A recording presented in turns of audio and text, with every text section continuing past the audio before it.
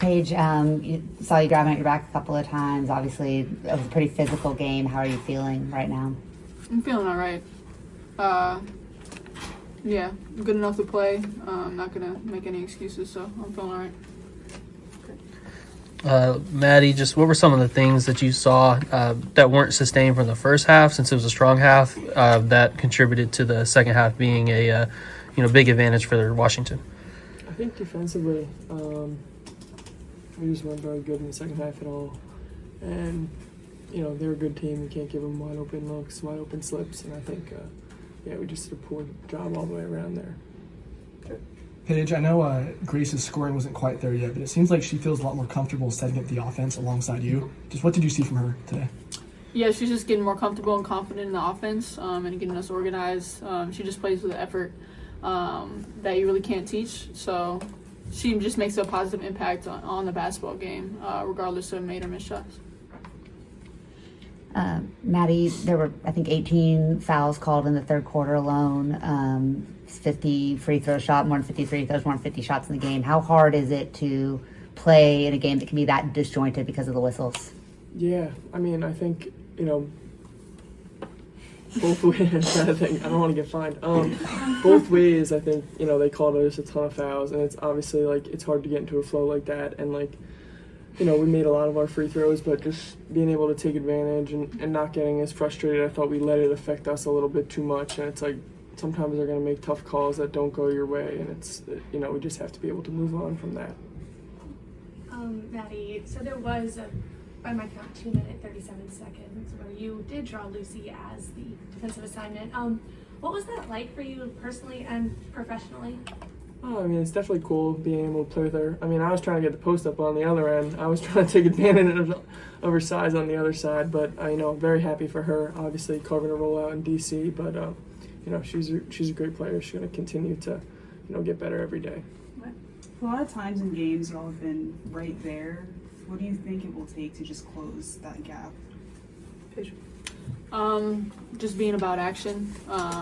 Not words, we know what to do. So just doing it. On the pick and roll, when the point guards are bringing the ball down the court, when the post rolls, there seems to be a hesitation in feeding the post. Can you talk about Paige? Can you talk a little bit about that and why sometimes there's a hesitation as opposed to just hitting that post, and then if they get caught or get guarded, they kick it back out. Can you speak on that a little bit, on that pick and roll? Yeah, I don't think there's any hesitation. Personally, they trap me, so I probably hit the roll almost every time. And we're comfortable making that pass to the post and playing to that advantage, so I don't think there's any hesitation. Paige, being the number 1 draft pick comes with unique pressure. How do you manage those expectations?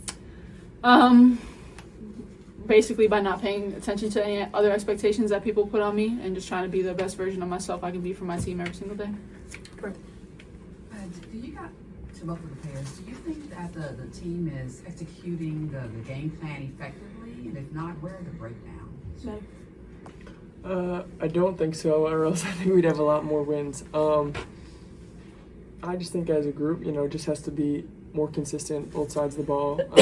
You're not always going to shoot well, but you got to be consistent defensively, and then it's you got to be confident enough to take the next shot. So it's you might miss a layup, you might miss a three, and it's your teammates are working so hard to get you that next one, so it's you just got to step into it confident. Paige, you always go back to your faith during hard times and ups and downs of sports. There's deeper things in life, and you always mention that. What does that mean to you? How does that get you through those times? I feel like on the other side of a hard time is a really big blessing. So continuing to keep that faith, it's easy to believe in God and think all things are well when you're coming off a national championship and you're winning games, you have a winning record, but how are you and how is your character when you have a losing record? And so to remain the same and steadfast in your faith is something that I try to embody. So the third quarter has seemed to be a thorn in the guy's side for the majority of the year. When you come out of halftime, is it lack of energy? Is it lack of communication? Is there anything that you kind of put a finger on when that happens? I think we just got to come out with a more intensity about us, and don't take our foot up off the gas and play an entire 40 minutes. DJ on the Zoom. Question for Paige. You just talked about leadership throughout the season. I wanted to know, what's your message to this team during the final month of the regular season? And personally, what's one area that you want to sharpen to help Dallas end on a high note? I mean, there's only so much we can talk about. I think we've had these conversations almost after every game. So right now it's all about action. And I think that is a place I can be better at in setting the tone. Rob, go ahead. Rob Tienson from the Podium Finish. I got 2 quick questions for each of you. First, Paige, despite the tough result tonight against Washington, the Wings have shown potential in each game. So from your perspective, how important is it for the team to keep focus on the big picture? And how do you use your voice to galvanize your teammates? And for Maddy, coming off the bench with a great game again, how do you look to set the tone personally and help the team push through these challenging times? Yeah, I mean, I think we all are frustrated with losing. So to continue to stay together through the tough times, and just, I mean, like I said before, we talked about it enough. I think we just need to put action behind our words. Can you repeat the question? Sorry. Certainly. As a catalyst off the bench, how do you look to try to set the tone personally and help this team go through these challenging times? I think just for me, like coming off injury, I just wanted to make sure I was better than I was before. Just more intentional. Just wanted to play, consistent every single night, whether that's, you're coming off the bench, you're starting. I just want to be able to be someone that we can consistently rely on both sides of the ball. And if that's coming off the bench, just being that spark, whatever we need, and just trying to get as many extra possessions for our team as possible. For Maddy, I know it was a tough ending to the game, but you guys started really well. What can you take away from that start you guys had? Yeah, I mean, I think we've shown in spurts that we can, play very, very well. We can, on both sides. Defensively, we can be really disruptive and, get out in transition. And then offensively, we can really move the ball, side to side and generate some really open looks. So I think, that's a positive, like Paige said. Like, it's tough to see the positives, right, when you're in it. But we just got to look to get over the hump. Awesome. Paige, how have your teammates and coaches supported you in navigating the demands of the league this year? They just welcomed me with open arms and just embraced who I am, and allowed me to be me and confident in myself, and instilling confidence within me. So to be able to feel comfortable in who I am and in using my voice is something they helped me a lot with. Yes, thank you. Thank you.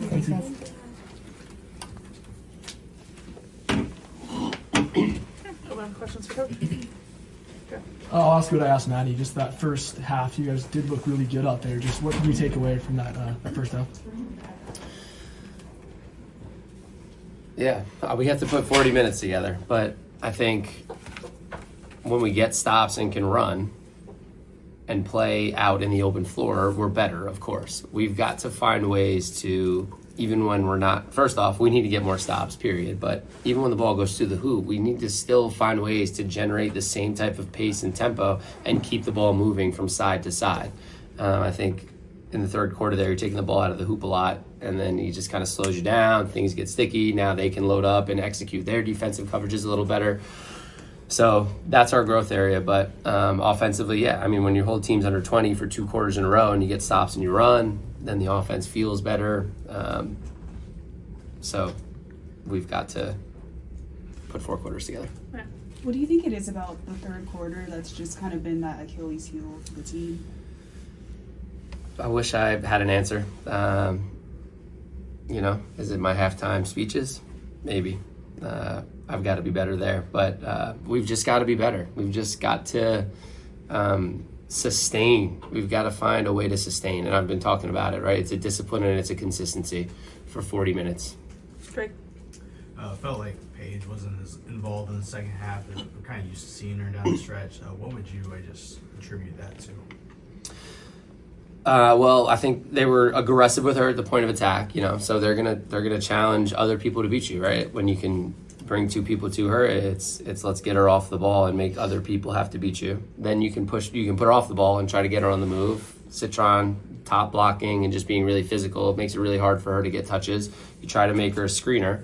And then two, you know, when she's playing with Grace, it allows her to be off the ball earlier and work to get early touches off. And then when Grace is off the floor and JJ's not on the floor, now she has the ball in her hands initially, so she's working more to get it up the floor. There's lots of factors that go into it. But credit to Paige that she is just going to continue to fight, continue to keep moving, and do whatever she has to do to help the team win, even if it's not getting as many shots as we'd like her to get.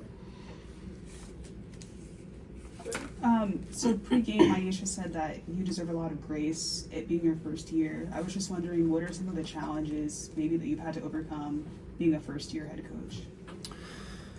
Yeah, I mean, I won't ask for that. Like, I'm going to be my harshest critic, and I'm going to look in the mirror every single day and figure out how I can be better for my staff, for my team, for this organization. I'm not complacent. I don't feel good about this every night. I don't take it for granted. And with that being said, I think there is, you know, you need to take a step back at times and understand what this organization decided to do in a lot of its moves, including this move right here of potential, right? Of, okay, he's never done this before, but there's a belief in his capacity.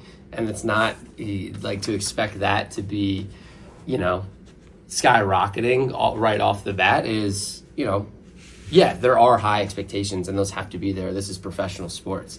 But if you can take a step back and think, all right, are they learning and are they getting better? And it might not look like it on the floor, but are the seeds being planted behind the scenes in the locker room for something that will ultimately lead to a positive culture that will ultimately lead to a winning brand on the floor? Washington had a pretty big advantage in points in the paint and then also points off turnovers. Just what were some of the things that they did well to accomplish that? Yeah, I mean, that's what they do, right? They just pound the ball. They're relentless downhill, Kiki on the boards. And then I think us too, a lot of that was self-inflicted. Like, we had, how many layups did we miss in the first half? So that 10-point lead honestly should have been a close to 20-point lead. And then that's a different story in the second half. But even with that being said, you know, you can't give up 60 points in the second half and expect to win a game. But they were aggressive to the point of attack, disruptive, and just they were who they were. That's who they are, right? They're a defensive presence consistently, and they attack the paint relentlessly. Coach, Isaiah and JJ have shown flashes throughout the year. They've had big games. Both had 8 minutes today. What can you say about their development, and is it a scheme situation? What are you seeing from your two rookies outside of Paige? Yep. Again, loving everything JJ and Isaiah have been doing, and we'll continue to find opportunities to get them on the floor to be able to showcase that. So there's the ultimate belief in the two of them and in their impacts, whether that's starting or coming off the bench. And so just appreciate their commitment to our processes and showing up day in and day out. So circling back for a second, your first year head coach, you're coached like all over, including 2 years in the Big Five at St. Joe's. How did that experience kind of shape you as a coach? In the Big Five in Philly? Oh, I love it. Philly basketball, it's just an incredible tradition. So to be able to experience that for a couple years at St. Joe's, extremely grateful and lucky. It's just an awesome brand of basketball and some incredible coaches and history that comes out of there. So have a lot of pride for the Big Five, or is it Big Six now? I think they added Drexel, right? They did, but yeah, lots of pride and learned a ton. Those were my really formative years there. And Philly is hard, tough nose, you know, blue collar, like just. So, you know, that's the work ethic, that's the grit, that's the toughness and determination. So I take all that with me and try to embody that day in and day out with how I show up and how I put in my work for our staff and our players. DJ on the Zoom. Coach, I mean, this team has been competing hard all season, but I just wanted to know, two questions. How do you get this group to sustain sharp execution, especially going into the last month of the season, so you can turn these close efforts into big wins?